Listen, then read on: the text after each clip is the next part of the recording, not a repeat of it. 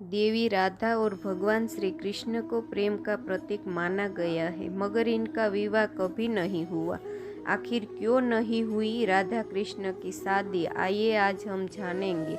हिंदू धर्म में बहुत सारे देवी और देवताओं को पूजा जाता है। श्री कृष्ण और देवी राधा को भी हिंदू धर्म में विशेष स्थान प्राप्त है। ऐसा कहा जाता है कि श्री कृष्ण भगवान विष्णु का अवतार थे, वही देवी राधा लक्ष्मी का स्वरूप थी।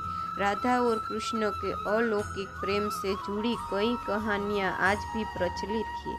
इन दोनों की प्रेम गाथा पर कई तो फिल्में और टीवी सीरियलें भी गढ़े गए हैं। इन सभी में जहाँ एक तरफ राधा और कृष्ण की प्रेम लीलाओं को दिखाया गया, वहीं दूसरी तरफ राधा और कृष्ण के बिछड़ने को भी नज़रअंदाज नहीं किया गया है।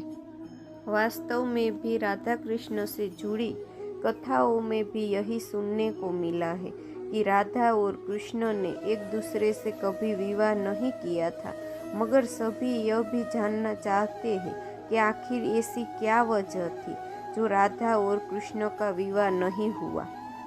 क्या है कथा, आइए आज हम जानते हैं।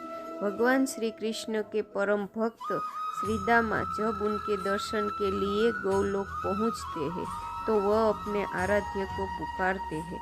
बहुत पुकारने पर भी उन्हें श्री कृष्ण के दर्शन नहीं होते हैं। तब वह नारद जी के पास जाकर इसका कारण पूछते हैं। नारद उन्हें बताते हैं कि आप अधूरा नाम ले रहे हैं। गौलोक में श्री कृष्ण से पहले आपको श्री कृष्ण प्रेमिका राधा रानी का नाम लेना होगा।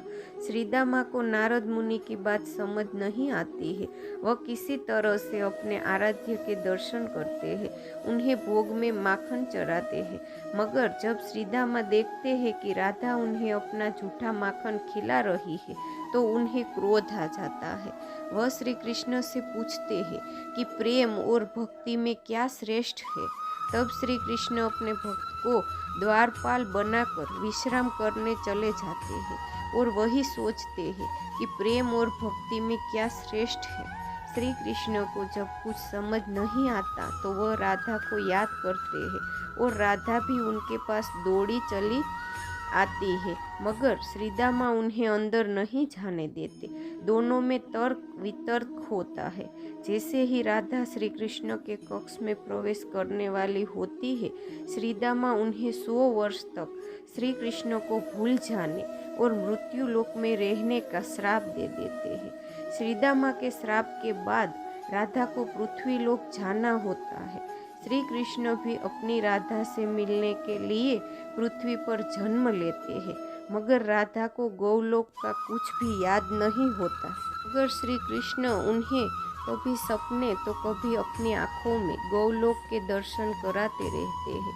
राधा को भी श्री कृष्ण से प्रेम हो जाता है, मगर राधा के बाल सखा एवं महापंडित उग्रपद के पुत्र आयान को भी राधा से प्रेम होता है।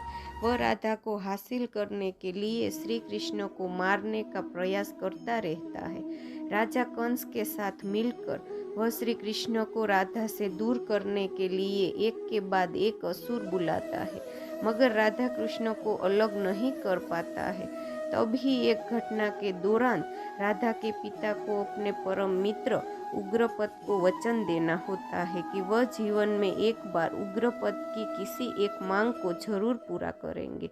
मौका आने पर उग्रपद अपने बेटे आयान का विवाह राधा से करने की बात रखते हैं, मगर राधा के पिता राधा का विवाह श्री कृष्ण से ही कराना चाहते हैं और अपना वचन पूरा नहीं कर पाने के लिए वह संन्यास लेने की घोषणा करते हैं। तभी श्री कृष्ण को गौलोक में श्रीदामा द्वारा राधा को दिया श्राप याद आता है।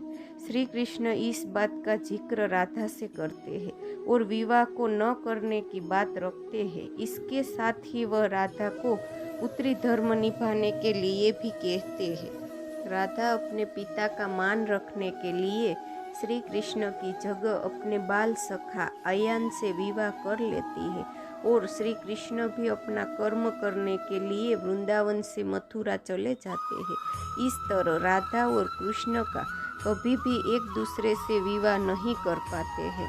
यदि आपको यह कहानी पसंद आए तो इसे शेयर और लाइक ज़रूर करें। साथ ही इसी तरह और भी धार्मिक कथाओं को जानने के लिए हमारी चैनल सब्सक्राइब करें और कमेंट में लिखें जय श्री कृष्ण।